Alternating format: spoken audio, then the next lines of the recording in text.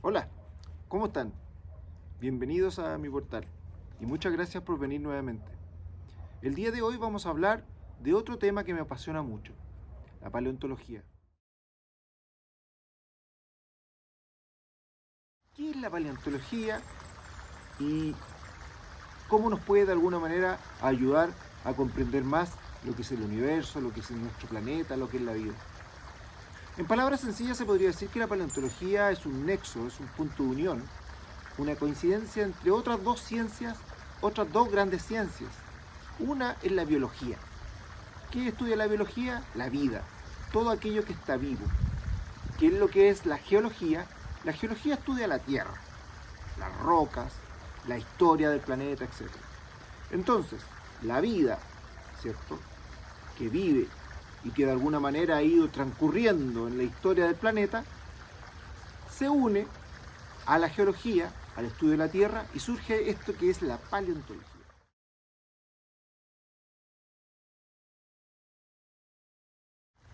Paleontología es una palabra compuesta por tres palabras de origen griego. La primera es paleo, lo antiguo, lo viejo, lo que sucedió durante el tiempo. Vamos a ver que este tiempo puede ser millones de años atrás. Onto, paleoonto. ¿Qué es el onto? Es el ser, es lo vivo.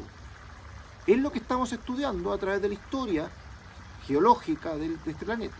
O sea, el ser antiguo, paleoonto, y logía, el logos, la ciencia, el estudio, el conocimiento. O sea, la paleontología es la ciencia del ser antiguo.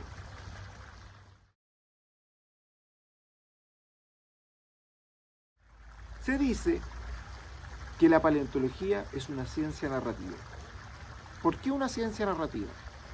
Porque nosotros tenemos que construir una historia, tenemos que reconstruir una narración a partir de los pequeños hallazgos que hemos encontrado en el planeta. Esos pequeños hallazgos son los fósiles. Y apenas con esos indicios, con apenas esos destellos que encontramos en la roca, impresiones de un ser que caminó, restos del caparazón, etc., tenemos que ser capaces de crear todo un contexto. Porque la paleontología no tan solo tiene que ver, ¿cierto?, con el haber hallado, haber encontrado un ser, sino también tú tienes que dar un contexto, el contexto ambiental, ya sea un ambiente marino, lacustre, etc. Y tenemos que también tratar de escribir esa historia, cómo fueron apareciendo estos seres y cómo fueron desarrollándose y evolucionando.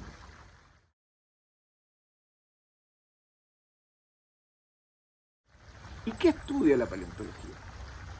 Bueno, ya se los adelanté un poco, ¿cierto? Estudia los fósiles. Miren, tengo un libro maravilloso acá que te muestra los distintos tipos de fósiles que han habido en el planeta. Los fósiles, como les decía, son restos de un ser vivo. Esos restos pueden ser de muchas formas. En general, los que más hallamos son huesos. ¿Por qué huesos? Porque son las partes duras. Pero huesos solamente son los vertebrados.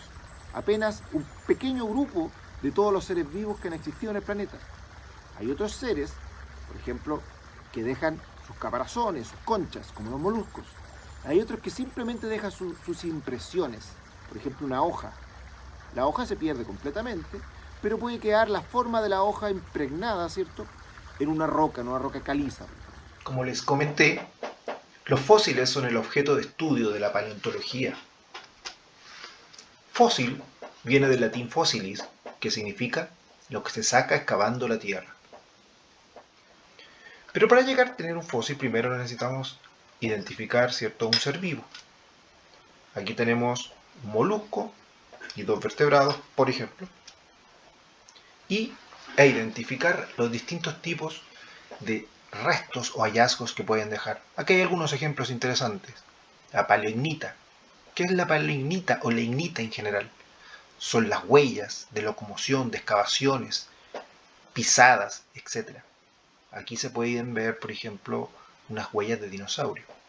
Están los fósiles químicos o moleculares. Son rastros químicos que van generando los seres vivos y que dejan evidencia de su paso, ¿cierto?, por ese lugar.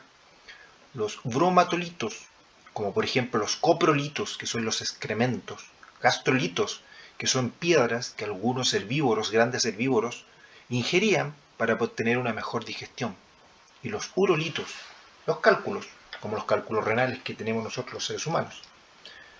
Todos estos elementos también son considerados fósiles, como ustedes pueden ver, y que son muy distintos a los que nosotros conocemos, ¿cierto? Más tradicionalmente, como los huesos. Para llegar a tener un fósil, debemos necesitar un animal muerto, una planta muerta. Existen algunas conservaciones especiales que se les llama. Por ejemplo, en el petróleo, con los fósiles en la brea, en el ámbar, insectos que son atrapados por la resina de un árbol, o los mamuts congelados, que conservan muchas de sus partes blandas. Restos deshidratados, unas especies de momias que también pueden conservar partes blandas, como plumas y piel. Pero en el campo de la fosilización, también podemos hallar la impresión de las partes blandas. Por ejemplo, muchos dinosaurios han descubierto plumas, pero principalmente la conservación de partes duras, donde ocurre el intercambio de sedimentos del cuerpo original por otros minerales que empiezan a formar parte, principalmente estructuras calcáreas. También se han hallado moldes que han quedado de los seres muertos, cuyo cuerpo se desintegra. Sin embargo, queda un molde y el molde genera una nueva estructura, de alguna manera, que replica al antiguo ser, pero con otros minerales. Les quiero hablar un poco de lo que es el tiempo geológico, porque no siempre se tuvo la conciencia de que este planeta tenía miles de millones de años. De hecho, por mucho tiempo, bajo el influjo del pensamiento cristiano, del pensamiento bíblico, lo que era la mitología judeocristiana, se tenía una noción del tiempo en donde, por ejemplo, el mundo había sido creado en 6 días.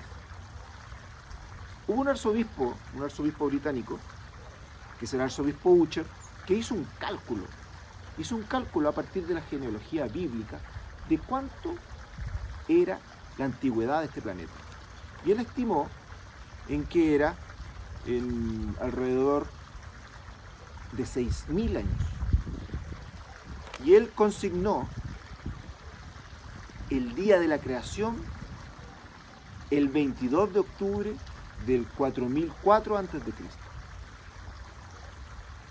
Aquí yo tengo un librito, una curiosidad, donde se basa precisamente en la cronología del arzobispo Ussher y parte, ¿cierto?, desde Adán y Eva hacia adelante, con cada uno de los patriarcas más conocidos. No sé si ustedes han escuchado hablar alguna vez de Matusalén. Se dice que Matusalén fue el hombre que más años vivió en el planeta Tierra. También está Noé. Esa cronología está completa en el Génesis. Y si tú haces lo que hizo el arzobispo Ussher, si haces un estudio y haces un cálculo de los años exactos a partir de la creación del mundo en estos 6 días, Adán y Eva y toda la descendencia que tuvo hacia adelante, llegas a la conclusión efectivamente que la Tierra tiene 6.000 años de antigüedad. Sin embargo, Charles Darwin, que era un geólogo y que propuso la teoría de la evolución, vino a cambiar y vino a remecer un poco esa concepción. Porque él dijo que debido a que la teoría de la evolución, un proceso gradual que necesita mucho tiempo para desarrollarse, requiere de que la Tierra por lo menos haya tenido miles de millones de años. Si no, no se entiende cómo, ¿cierto?, desde un protozoo, lentamente en un proceso de evolución paulatino, etc., llegamos a tener animales complejos, como son los mamíferos, los reptiles y, bueno, los seres humanos. porque los seres humanos también somos parte de ese proceso de la evolución. Esto fue una idea que fue bastante combatida, incluso hasta el día de hoy. Hay algunos grupos religiosos que todavía la combaten. Y en un principio Darwin no tiene la aceptación que tiene hoy. Hoy podemos hablar de Charles Darwin, ¿cierto?, como uno de los grandes pensadores del mundo de la ciencia occidental, pero en aquellos tiempos fue una idea combatida, principalmente esta, sobre la edad del tiempo.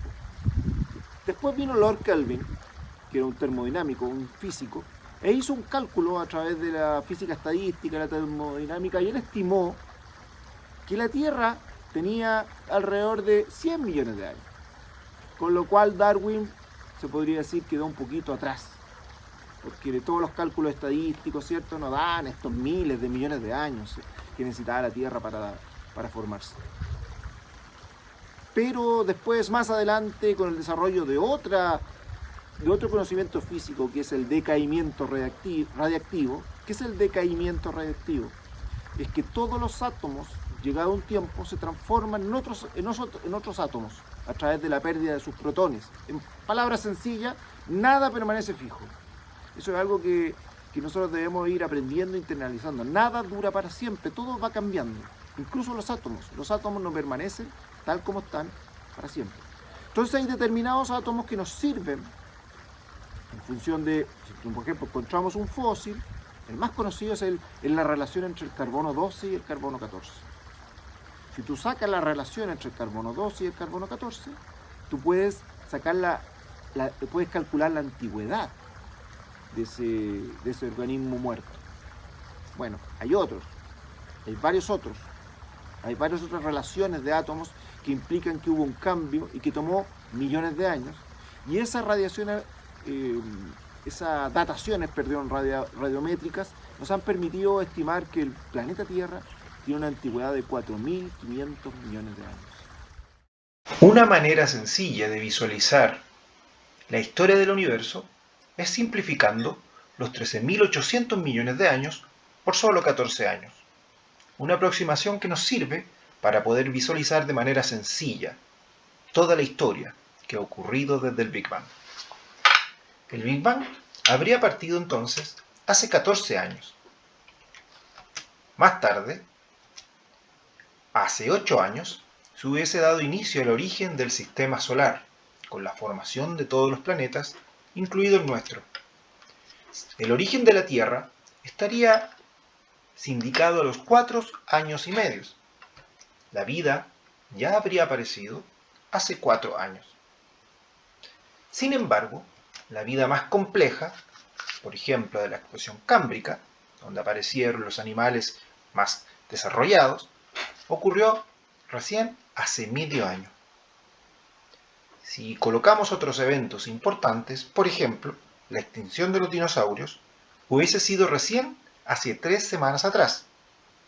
La humanidad completa estaría contenida en los últimos 3 minutos y la revolución industrial apenas hace 6 segundos atrás.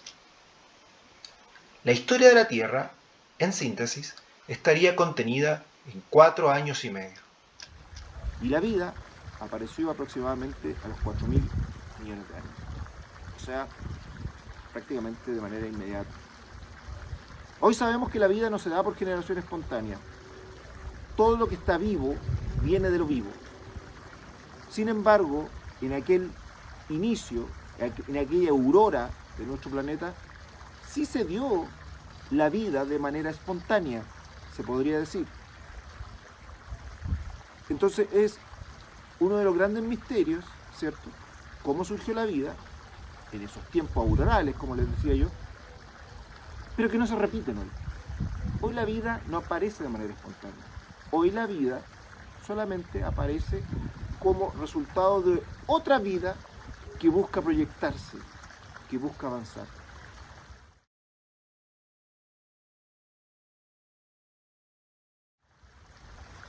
En definitiva, tenemos entonces que en tiempos geológicos, hoy en día, para el estudio de la vida, es del orden de 4.000 millones de años.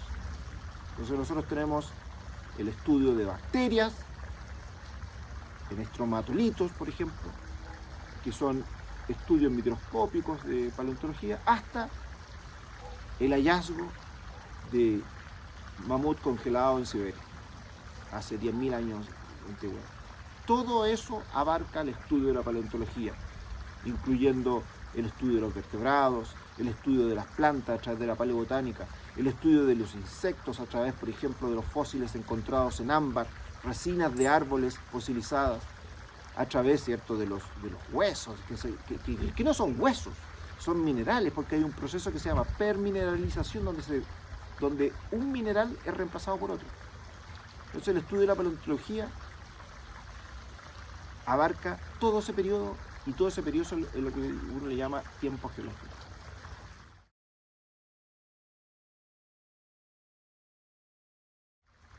Espero que les haya gustado este nuevo video.